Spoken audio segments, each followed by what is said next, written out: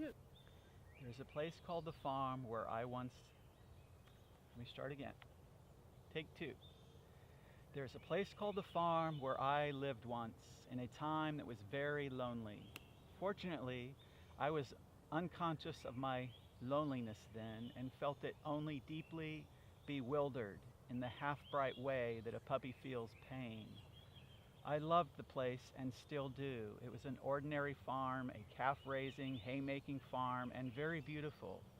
Its flat, messy pastures ran along one side of the central portion of a quarter-mile road in the central part of an island in Puget Sound on the Washington coast, so that from the high end of the road you could look west toward the Pacific to the Sound and its 100 islands, and from the other end and from the farm you could see east to the water between you and the mainland, beyond the mainland mountains slicked with snow.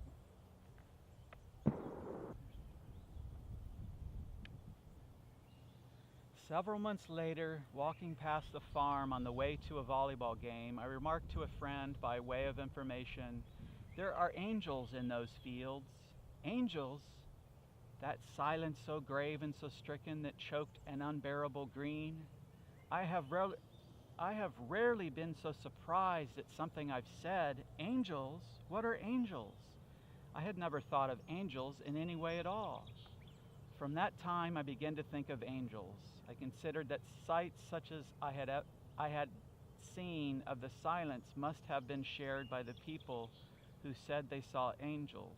I began to review the thing I had seen that morning.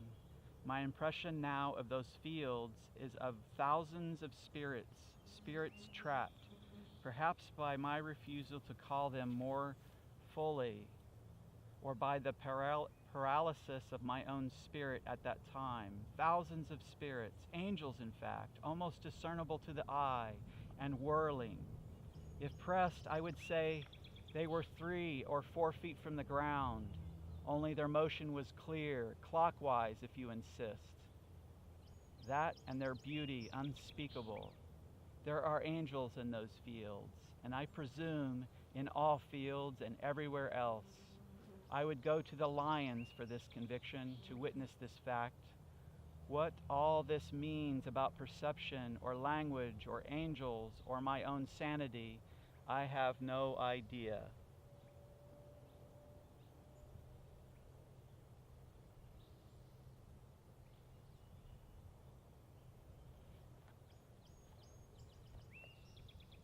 Annie Dillard, teaching a stone to talk, with Reading and Bruce on Lummi Island.